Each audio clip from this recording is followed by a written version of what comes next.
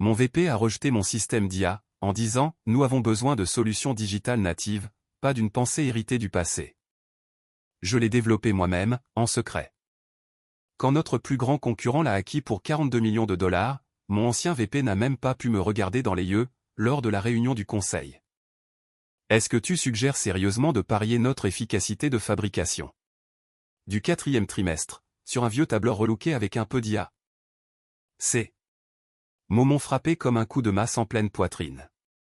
Gerald Whitman, notre VP de l'innovation âgé de 34 ans, venait de réduire 12 mois du travail de ma vie à une simple plaisanterie. Il l'avait dit avec ce petit sourire. Suffisant, perfectionné en école de commerce, celui qui signifiait qu'il préférait expliquer la physique quantique à un golden retriever, plutôt que d'écouter un seul mot de plus de ma bouche. Je m'appelle Harold Brennan. J'ai 46 ans, et j'ai passé les 23 dernières années à optimiser les processus de fabrication pour des entreprises qui comptent vraiment. Boeing, Ford, General Motors, des endroits où une amélioration de 2% de l'efficacité se traduit par des millions d'économies, et non par des victoires théoriques sur PowerPoint. La salle de réunion de notre entreprise d'équipements automobiles de taille moyenne était devenue totalement silencieuse. Pas le bon genre de silence, celui où les gens assimilent une idée impressionnante. Le genre où l'on peut entendre la climatisation tourner, et la tasse de café de quelqu'un taper trop fort sur la table. 12 personnes fixaient leurs ordinateurs portables, leurs téléphones, n'importe quoi, sauf le naufrage qui se déroulait en bout de table. Je venais de terminer la présentation de mon système de maintenance prédictive. 30 minutes de données réelles, des analyses comparatives concrètes issues d'usines similaires, et un prototype fonctionnel, capable de prédire les pannes d'équipements avec une précision de 87%. Le genre de système qui pouvait faire économiser 2,1 millions de dollars par an à notre entreprise, en réparation d'urgence et en arrêt de production. Un système bâti sur des principes industriels qui fonctionnent dans le monde réel, et pas seulement dans des présentations de consultants. Gérald s'est adossé dans son fauteuil ergonomique, les doigts joints, comme s'il s'apprêtait à dispenser une sagesse divine. Merci pour l'effort, Al, mais nous avons besoin de solutions digitales natives. Cela ressemble à de la pensée héritée du passé, habillée d'habits modernes. Une pensée héritée. 23 ans d'expérience du terrain venait soudain de devenir de la pensée héritée. Le comité a réagi comme des cadres moyens ayant senti l'odeur du sang. Les raclements de gorge se sont enchaînés, et les papiers ont été mélangés avec un bruit excessif. Diane Foster, DRH, étudiait l'écran de son smartphone, comme s'il contenait le remède contre le cancer.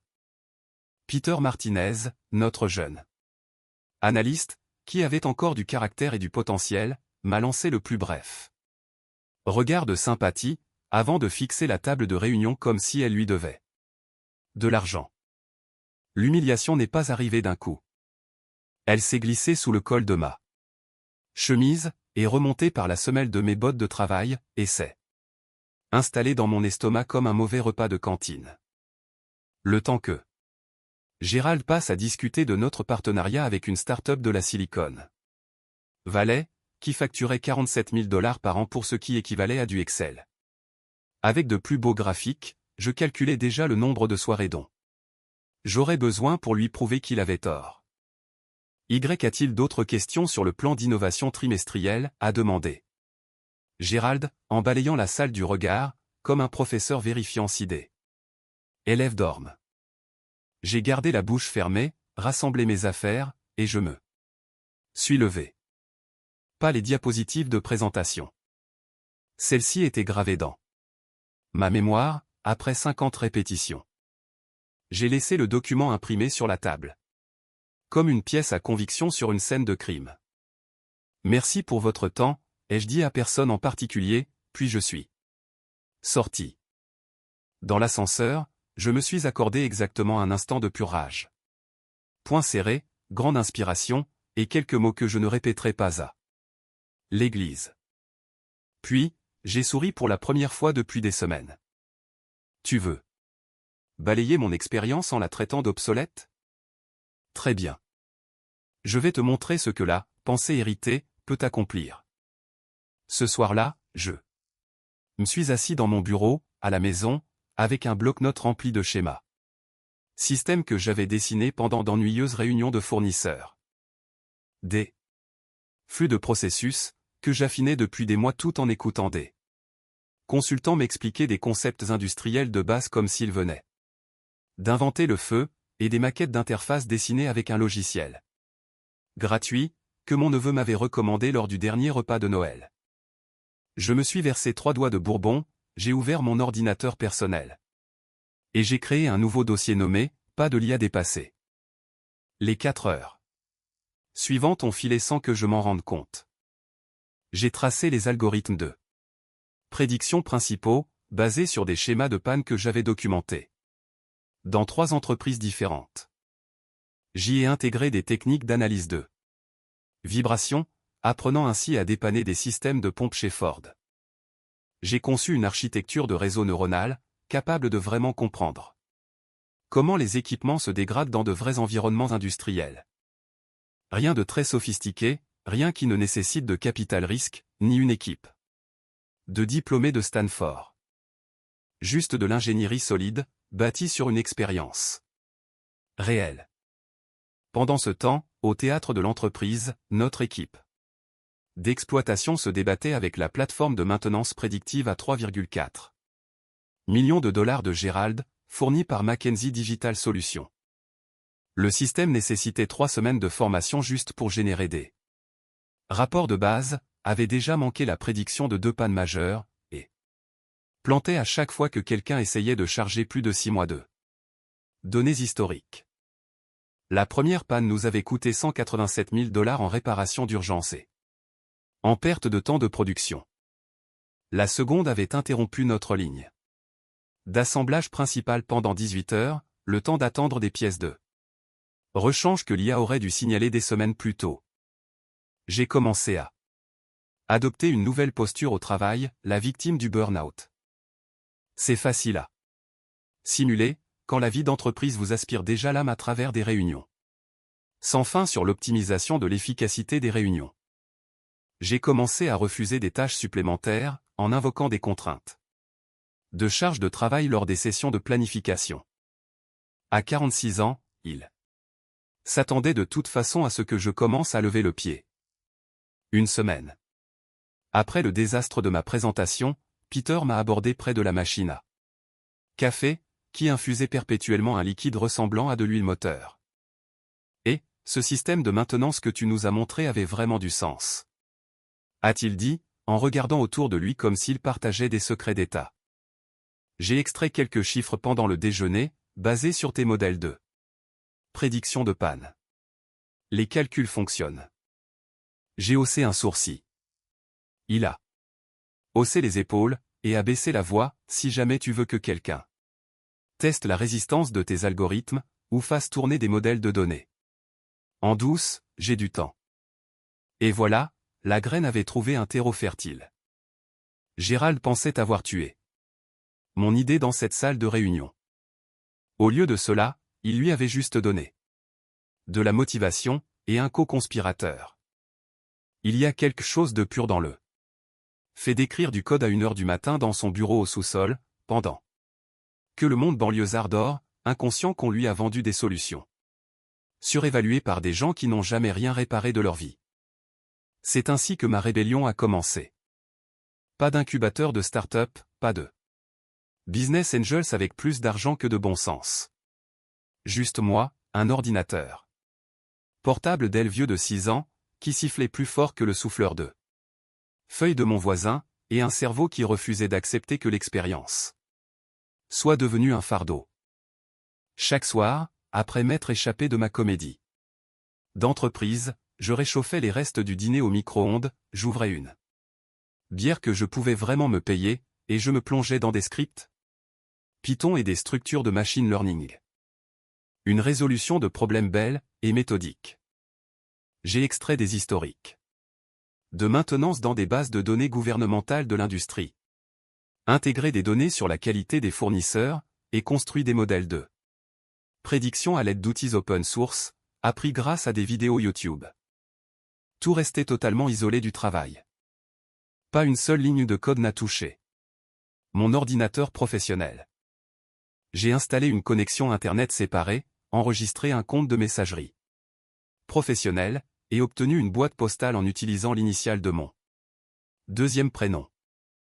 J'étais plus paranoïaque qu'un sous-traitant de la défense, traitant des documents classifiés, parce que je savais que notre service informatique combinait l'ennui et l'autorité, un mélange dangereux. Une seule accusation de violation de sécurité, et il supprimerait ma retraite, ce qui, à 46 ans, représentait la différence entre une retraite confortable, et travailler jusqu'à ma mort à mon bureau. Je suivais chaque dépense dans un cahier de notes. 31 $ par mois pour l'hébergement cloud. 18,99 $ pour un clavier sans fil, parce que l'ancien avait commencé à taper des lettres au hasard. 52 $ pour de la nourriture thaïlandaise livrée, parce qu'une nutrition équilibrée est optionnelle, mais pas le pad see you. Mon compte d'épargne en a pris un coup, mais ma santé mentale a commencé à se rétablir. Chaque algorithme rapprochait le système de quelque chose qui pouvait vraiment aider les gens à résoudre de vrais problèmes, au lieu de générer des rapports que personne ne lisait.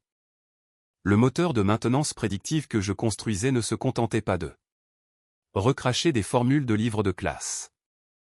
Il apprenait du comportement réel des équipements, s'adaptait aux facteurs environnementaux, et comprenait que les machines tombent en panne différemment selon le calendrier des équipes, l'expérience de l'opérateur, et une douzaine de variables qu'aucun consultant n'avait jamais pris la peine d'étudier. Pendant ce temps, l'initiative de transformation digitale de Gérald perdait de l'argent plus vite qu'une start-up disposant d'un capital risque illimité, mais sans aucun modèle économique.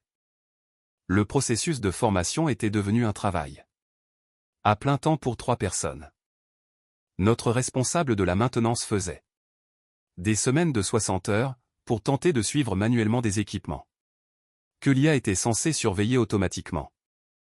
Lors d'un point d'étape particulièrement pénible, le consultant de McKinsey a fait la démonstration, avec fierté, de leur capacité révolutionnaire de reconnaissance des formes.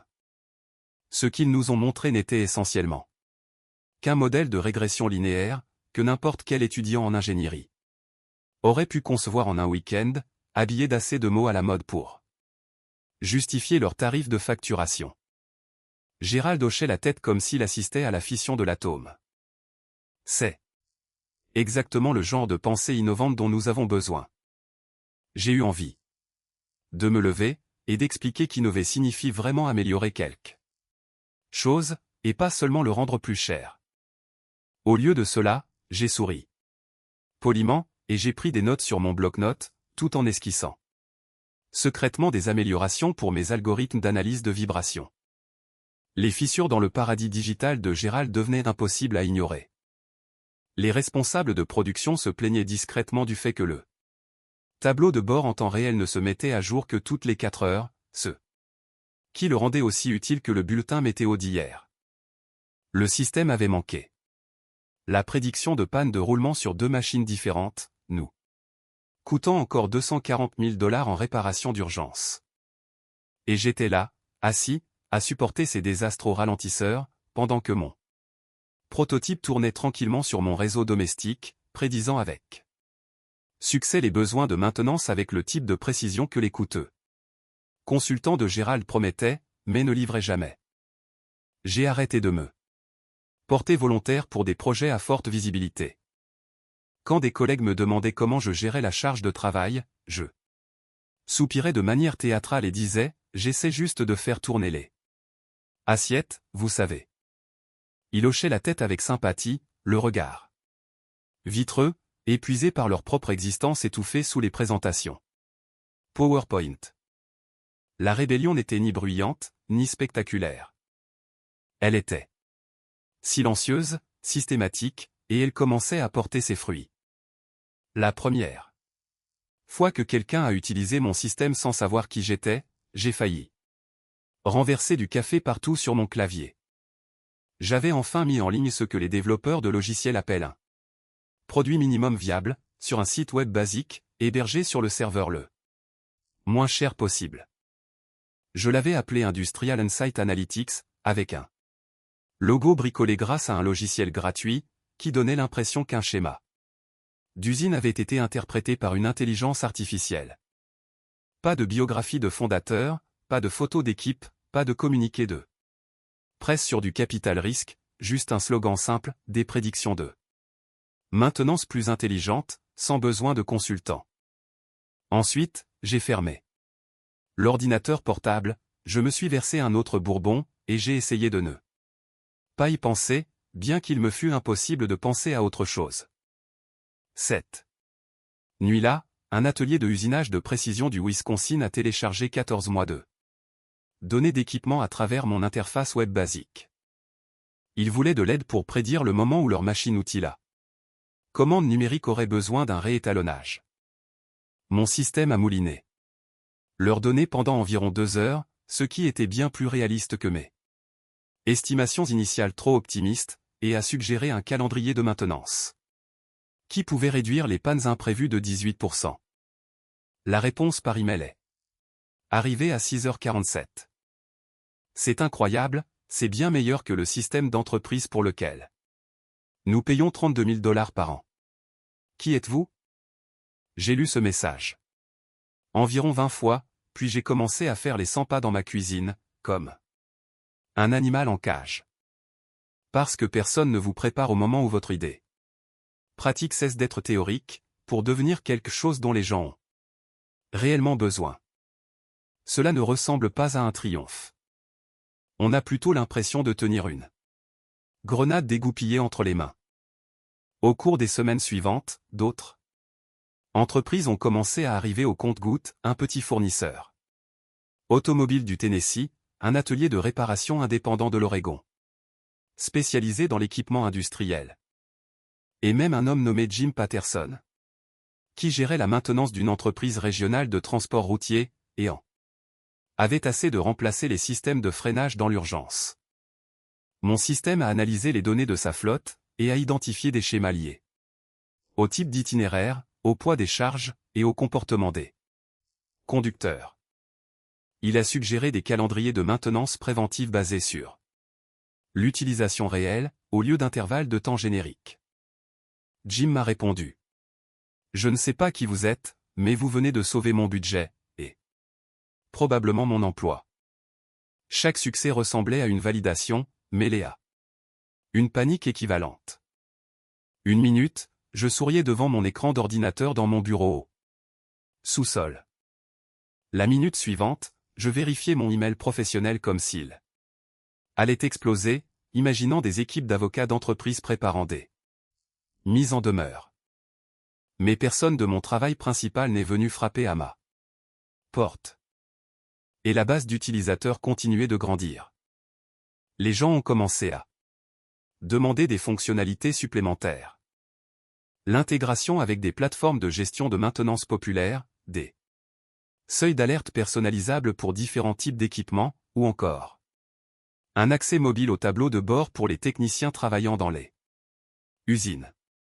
Je passais la plupart de mes nuits, jusqu'à 2 heures du matin, à mettre en œuvre des changements, corriger des bugs, et rédiger une documentation qui me faisait passer pour une entreprise technologique légitime, plutôt que pour un ingénieur d'âge moyen aigri, survolté à la caféine. Une petite communauté s'est formée autour de la plateforme. Les utilisateurs partageaient des conseils d'optimisation sur le forum d'entraide, que j'avais créé en utilisant des extensions qui n'avaient probablement pas été mises à jour depuis l'époque où les smartphones avaient des claviers physiques. Ils s'échangeaient des stratégies pour améliorer la précision des prédictions, posaient des questions pertinentes sur les paramètres des algorithmes, et demandaient des études de cas pour des secteurs spécifiques. J'observais tout cela se dérouler depuis mon tableau de bord de modérateur, fasciné par la façon dont les gens pouvaient collaborer pour résoudre de vrais problèmes, lorsqu'ils n'étaient pas piégés dans des cycles de réunion. d'entreprise et des processus d'approbation de budget. Mon syndrome de l'imposteur essayait sans cesse de refaire surface, me murmurant que je n'étais qu'un ingénieur d'usine faisant semblant d'être un entrepreneur dans le logiciel. Mais il était impossible de contester les données. Mon système aidait de véritables entreprises à éviter de vrais problèmes. Plus important encore, il fonctionnait mieux que les alternatives coûteuses qui leur avaient été vendues par des cabinets de conseil dotés de titres impressionnants, mais d'aucune expérience pratique. Pendant ce temps, de retour au théâtre de l'entreprise qui payait toujours mon salaire, la transformation digitale de Gérald devenait un cas d'école d'échecs coûteux. La solution Mackenzie à 3,4 millions de dollars venait tout juste de manquer totalement la prédiction d'une panne de pompe catastrophique sur notre ligne de production principale. La panne a interrompu la fabrication pendant 22 heures, nous a coûté 410 000 dollars en réparation d'urgence et en livraison manquée, et a nécessité de faire venir par avion des spécialistes de Germanie, pour reconstruire des composants qui auraient dû être remplacés des semaines plus tôt. Vous savez ce qu'il aurait détecté? Mon algorithme conçu dans mon sous-sol, qui surveillait les schémas de vibration et les températures de fonctionnement. Je l'avais spécifiquement conçu pour détecter les signes de détérioration des roulements qui mènent à des pannes de pompes centrifuges, sur la base de pannes identiques que j'avais observées chez Ford et GM. Mais Gérald était trop occupé à gérer la communication de crise, pour remarquer l'ironie de la situation. Le bureau était en mode de gestion des dégâts le plus total. Les canaux Slack ont explosé avec du jargon d'entreprise, sur l'analyse des causes profondes d'urgence et la responsabilisation des fournisseurs. Ils ont fait venir d'autres consultants pour comprendre pourquoi le système de leur premier consultant ne fonctionnait pas comme promis. L'un d'eux s'est même levé lors d'une réunion générale et a demandé: devrions-nous envisager d'évaluer d'autres approches de modélisation prédictive? J'ai failli éclater de rire. Au lieu de cela, je suis resté assis au dernier rang, buvant du café brûlé et les regardant se noyer dans leurs propres erreurs coûteuses. Ils n'avaient pas voulu parier d'argent sur la pensée héritée. Il s'avère que payer le prix fort pour du théâtre d'innovation coûte nettement plus cher que de construire quelque chose qui fonctionne réellement. La transformation de mon attitude professionnelle devenait impossible à cacher. Alors qu'autrefois je dirigeais avec enthousiasme des initiatives d'amélioration transversales, avec des plans de projets détaillés et des tableurs de toutes les couleurs, je ne participais plus qu'avec l'engagement minimal nécessaire pour éviter les évaluations de performance. Arrivé avec 5 minutes de retard aux réunions, rester assis en silence avec ma caméra coupée pendant les appels vidéo, taper, c'est logique, dans le chat. Tout en traitant secrètement les retours clients pour Industrial Insight sur mon téléphone. Mon travail en entreprise était devenu un bruit de fond dans ma vie. Un bruit ambiant que je tolérais, tout en construisant quelque chose qui comptait vraiment. Chaque fois que quelqu'un remettait en question mon enthousiasme réduit, je sortais l'excuse la plus imparable de la culture d'entreprise américaine: je pense que je fais juste un peu de burn-out, la charge de travail a été assez intense. Compréhension instantanée, hochement de tête sympathique, et aucune question supplémentaire. La beauté de la culture du burn-out en entreprise, c'est que personne ne cherche à la résoudre.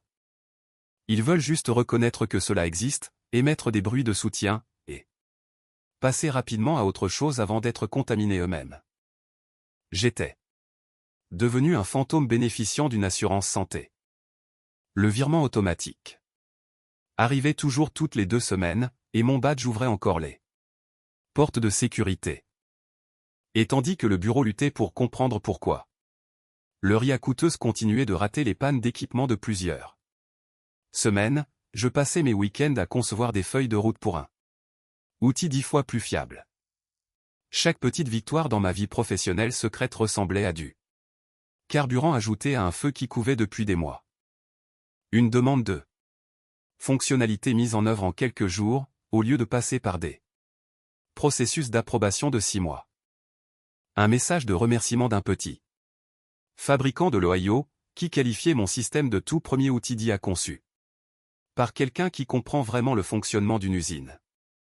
Un ingénieur de fabrication de Pennsylvanie m'a envoyé une étude de cas détaillée, montrant comment mes prédictions leur avaient permis d'éviter une réparation d'urgence de 95 000 $, en identifiant des schémas d'usure de roulement 3 semaines avant la panne.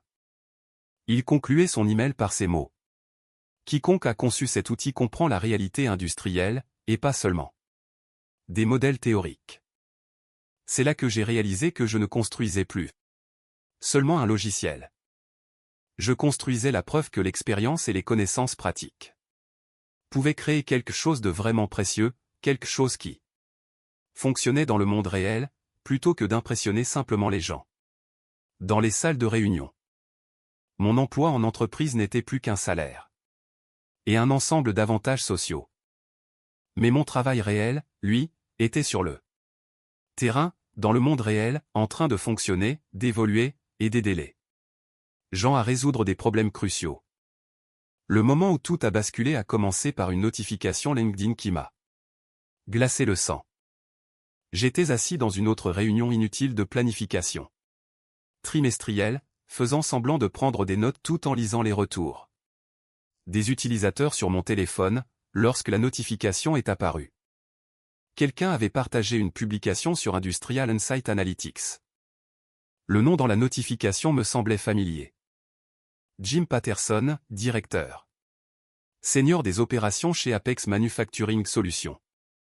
Apex, notre plus grand concurrent.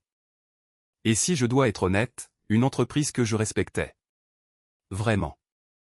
Ils embauchaient des gens qui comprenaient réellement la fabrication, au lieu de simplement parler de transformation digitale.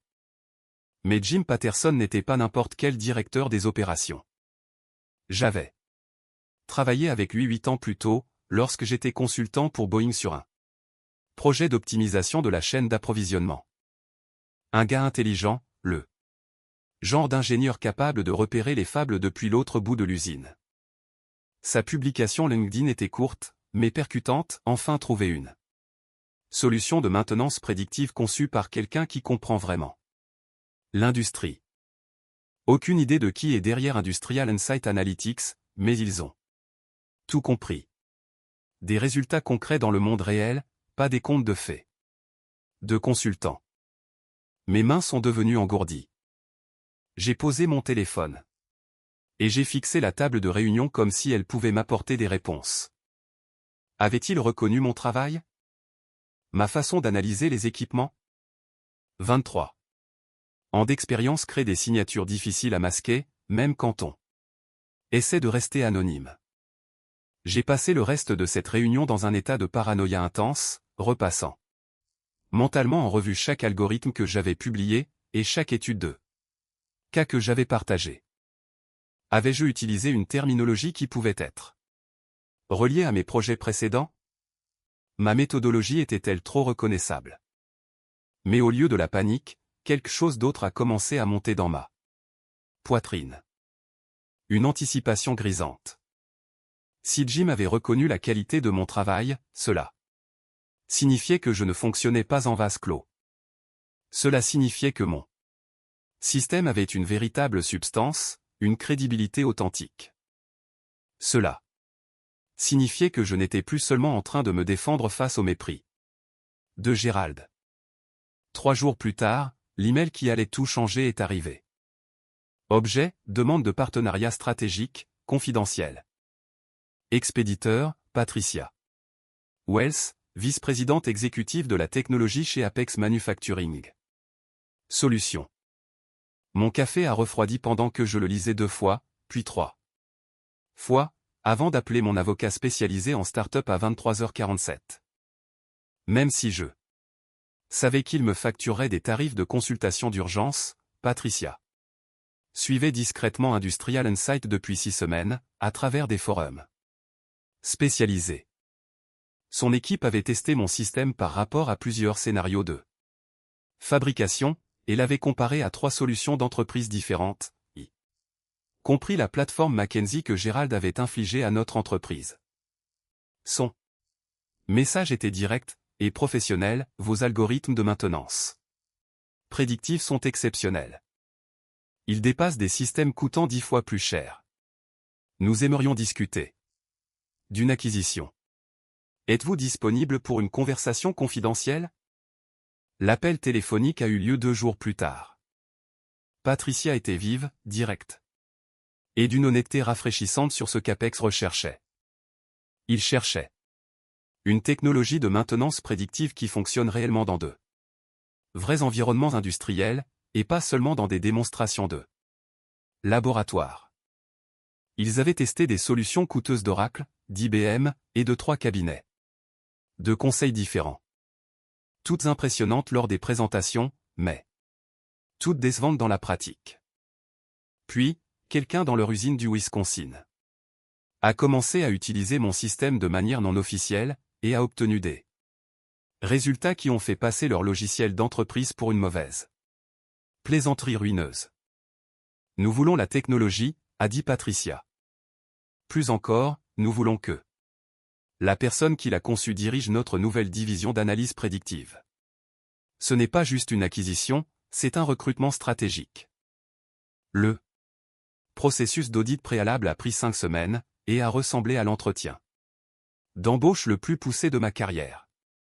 Sauf qu'au lieu de supplier pour obtenir un poste, j'étais courtisé par des ingénieurs qui comprenaient ce que j'avais construit, et pourquoi cela avait de l'importance. Ils ont testé mes algorithmes sur des historiques de panne provenant de 12 usines différentes. Ils ont comparé la précision de mes prédictions à leurs systèmes actuels, interrogé mes premiers utilisateurs sur leur expérience de mise en œuvre, et analysé l'architecture de mon code en termes d'évolutivité et de sécurité.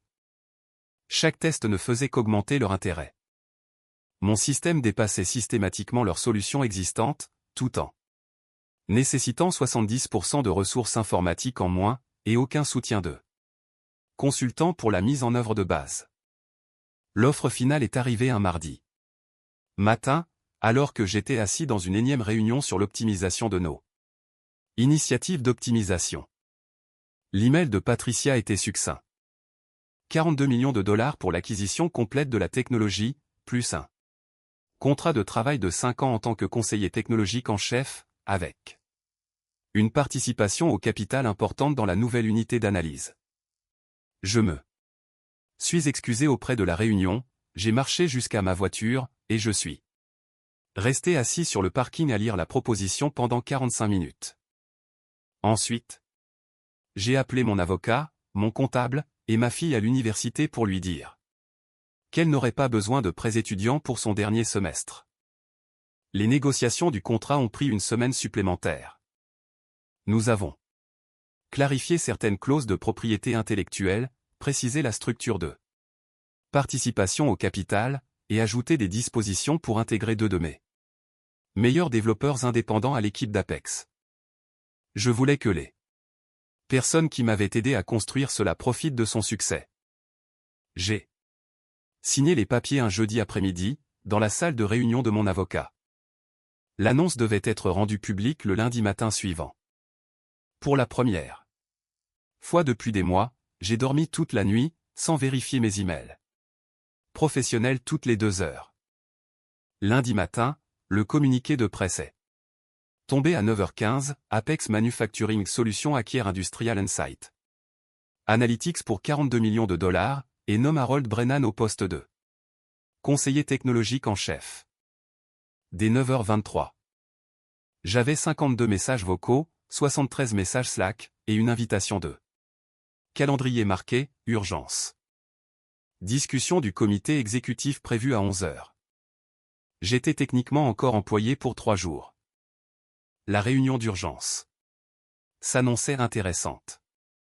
Gérald était déjà dans la salle du conseil quand je suis arrivé, semblant avoir pris 5 ans depuis le vendredi. Le même type qui avait qualifié mon travail de « pensée héritée » fixait maintenant l'annonce d'acquisition, comme si elle pouvait spontanément s'enflammer et emporter sa carrière avec elle. Notre PDG, Charles Morrison, ne s'est pas embarrassé de politesse. Il a agité le communiqué de presse imprimé. Comme une pièce à conviction dans un tribunal, Gérald, tu as rejeté cela. Gérald a ouvert la bouche, mais seul un son ressemblant à de l'air s'échappant d'un pneu crevé en est sorti. La salle était absolument silencieuse, à l'exception du système de ventilation. Et du clic nerveux du stylo de quelqu'un. Harold, a continué le PDG en se tournant vers moi, il vous reste 3 jours sur notre liste de paix. Comment préfériez-vous les passer? Je suis resté là, vêtu des mêmes vêtements de travail que lors de ma présentation initiale, calme et posé, je suis ravi de vous aider à assurer la transition des projets en cours, ou de répondre à des questions sur les approches d'optimisation qui pourraient être utiles pour la suite. Puis je suis sorti, non pas pour aller emballer des affaires personnelles dans mon bureau, mais directement vers le parking, dans mon camion, et vers le reste de ma vie professionnelle. Le travail d'entreprise qui avait défini mon identité pendant plus de 2 décennies prenait fin. Mais ma véritable carrière, celle que j'avais construite en secret pendant qu'il méprisait mon expérience, ne faisait que commencer. 3 mois plus tard, je devais revenir dans une salle de conseil similaire. Mais la fois suivante, je ne serais plus un employé espérant une approbation. 4 mois plus tard, je suis retourné dans cette même salle de conseil. Mais cette fois, je ne portais pas un dossier de présentation en espérant être approuvé. J'étais là en tant que conseiller technologique en chef pour Apex Manufacturing Solutions, avec un accord de licence signé dans ma serviette, et suffisamment de capital pour prendre une retraite confortable dès que je le déciderais. La pièce semblait plus petite que dans mes souvenirs.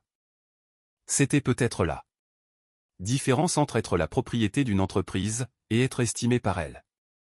Ou peut-être était-ce simplement la perspective qui accompagne une véritable sécurité professionnelle. Gérald était toujours là d'une manière ou d'une autre. Probablement trop cher à licencier purement et simplement, mais trop inconsistant pour être promu. Il avait été déplacé à un poste latéral, avec un titre impressionnant, mais ne contrôlant absolument rien d'important, directeur principal de la stratégie d'innovation, le genre de poste qu'ils créent lorsqu'ils ne savent pas quoi faire d'autre de quelqu'un. Il a passé la majeure partie de la réunion à observer ses mains, pendant que j'expliquais comment le système qu'il avait balayé comme de la pensée héritée, pouvait faire économiser 3,8 millions de dollars par an à son ancienne entreprise, uniquement en coûts de maintenance. Les mêmes algorithmes qu'il avait rejetés étaient désormais une technologie sous licence, qu'Apex déployait dans 23 usines en Amérique du Nord. Notre PDG, Charles Morrison, avait demandé cette réunion en personne, non pas pour négocier, car les conditions de la licence étaient déjà finalisées, mais parce qu'il voulait comprendre comment ils avaient pu rater une opportunité aussi évidente. Plus précisément, il voulait savoir quelles autres bonnes idées ils auraient pu rejeter en chemin. Le système dont nous prenons la licence auprès de vous, a-t-il dit en jetant un coup d'œil aux spécifications techniques, c'est essentiellement ce que vous nous avez présenté il y a 18 mois, n'est-ce pas? Une version améliorée, ai-je répondu. Les mêmes principes de base, mais affinés grâce au retour du monde réel, provenant de 340 usines dans 12 secteurs d'activité. Le prototype original que vous avez vu représentait peut-être 60% de ce que nous mettons en place actuellement. Gérald a bougé inconfortablement sur sa chaise, quelqu'un a toussé, et Diane des RH prenait des notes comme si elle rassemblait des preuves pour un procès. Combien cela nous aurait-il coûté de développer cela en interne, a demandé Morrison. Environ 180 000 $ an.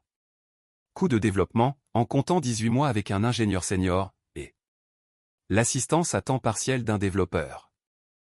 J'ai gardé un ton neutre et professionnel.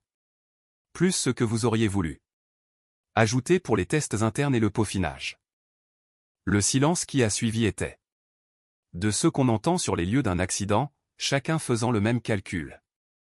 Ils avaient dépensé 3,4 millions de dollars pour un système qui ne fonctionnait pas, au lieu de 180 000 $ pour un outil qui aurait pu leur faire économiser des millions. Et la redevance de licence que nous payons à Apex pour cette technologie? 850 000 $ par an, avec l'assistance à la mise en œuvre incluse. Encore du silence. Gérald étudiait désormais la table de réunion, comme si elle contenait les secrets de l'univers. Morrison a fermé le dossier d'un coup sec. Gérald?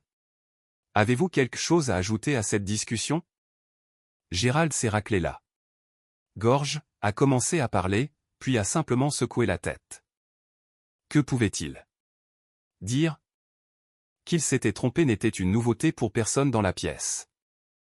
Que cela ait coûté plusieurs millions de dollars à l'entreprise était d'une évidence douloureuse.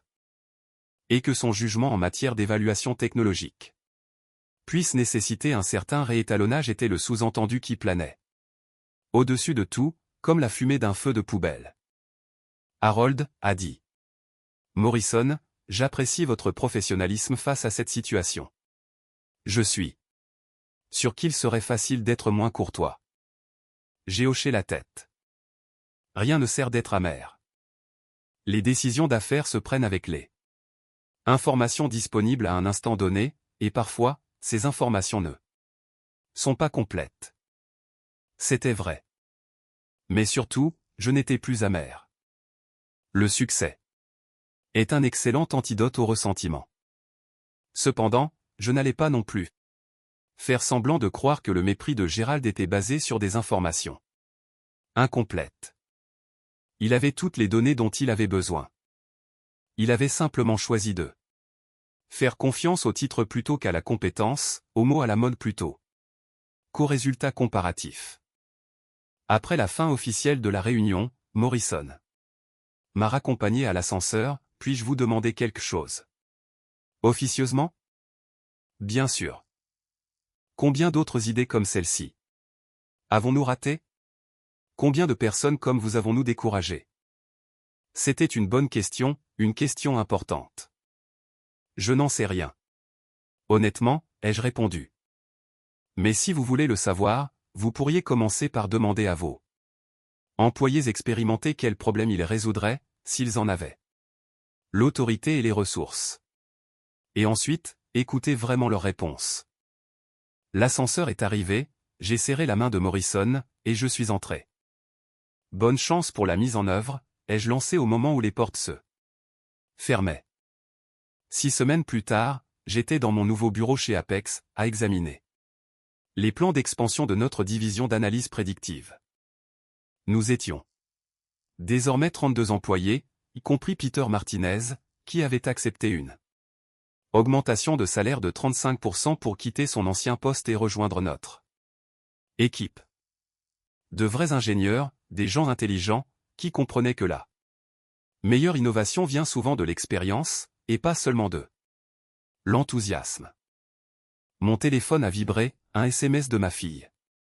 Papa, mon professeur d'ingénierie a mentionné Industrial Insight aujourd'hui en cours, comme exemple d'application pratique de l'IA. Je lui ai dit que c'est mon père qui l'avait créé. Il aimerait savoir si tu accepterais de donner une conférence le semestre prochain. J'ai souri, et j'ai répondu, dis-lui que ce serait un honneur. 7. Après-midi-là, j'ai reçu un email de Jim Patterson, le directeur des opérations, dont la publication LinkedIn avait déclenché les discussions de rachat. Son entreprise était en train de déployer notre système dans l'ensemble de son réseau industriel, et obtenait des résultats remarquables. Le temps d'arrêt des équipements avait diminué de 31%, les coûts de maintenance avaient chuté de 2,4 millions de dollars par an, et leur efficacité de production avait atteint des niveaux jamais vus auparavant. Il concluait son message par « Quiconque vous a formé, il vous a bien formé ». C'est exactement ce dont l'industrie a besoin, une technologie conçue par des gens qui comprennent comment les choses fonctionnent réellement. J'ai transféré l'email à mon ancien mentor de chez Boeing, le gars qui m'avait appris que les meilleures solutions d'ingénierie sont généralement les plus simples, celles qui résolvent de vrais problèmes pour de vraies personnes. Il avait pris sa retraite 5 ans plus tôt, mais continuait de suivre les évolutions intéressantes de la technologie industrielle. Sa réponse est arrivée 1 heure plus tard, fier de toi, Harold. Tu as prouvé que l'expérience et la sagesse ne se démodent jamais, elles ont juste besoin de la bonne opportunité pour briller. Le nom de Gérald n'est plus jamais revenu dans les conversations. Son sort a été l'entropie d'entreprise, progressivement marginalisé, jusqu'à devenir hors sujet. Aux dernières nouvelles, il était parti dans une autre entreprise pour repartir à zéro, en espérant qu'ils retiennent la leçon sur la différence entre l'innovation et le vernis d'innovation. Mais moi, je n'ai plus jamais été invisible. Mon histoire est devenue un sujet de discussion lors des conférences de l'industrie. Non pas comme un récit de vengeance, mais comme la preuve que les bonnes idées peuvent venir de n'importe où, que l'expérience a de la valeur, et que parfois, la personne méprisée lors d'une réunion devient l'expert que tout le monde veut engager à la suivante. La prochaine fois que quelqu'un vous dira que votre expérience est dépassée, que vos connaissances relèvent de la pensée héritée, ou que votre approche pratique n'est pas assez innovante, rappelez-vous ceci. Il y a une immense différence entre être à l'ancienne, et avoir raison sur toute la ligne. Et parfois, le succès le plus doux consiste simplement à avoir indéniablement, mesurablement et profitablement raison, tout en conservant son intégrité tout au long du chemin. La meilleure vengeance ne consiste pas à rendre les coups. Elle consiste à construire quelque chose de tellement bon, qu'il devient impossible de l'ignorer, et à le faire avec suffisamment de classe pour que les gens respectent non seulement ce que vous avez créé, mais aussi la manière dont vous l'avez créé. Le succès a bien meilleur goût, quand on l'a mérité de la bonne façon. Parfois, la vengeance la plus puissante ne consiste pas à détruire ses ennemis. Elle consiste à créer quelque chose de si précieux, qu'ils finissent par devoir vous payer pour ce qu'ils avaient rejeté autrefois, tout cela pendant que vous conservez la dignité qu'ils ne vous ont jamais témoignée. Dans un monde obsédé par la jeunesse et l'innovation à tout prix, la plus grande victoire est de prouver que l'expérience, la patience et la compétence silencieuse l'emporteront toujours sur l'arrogance, les mots à la mode et les erreurs coûteuses.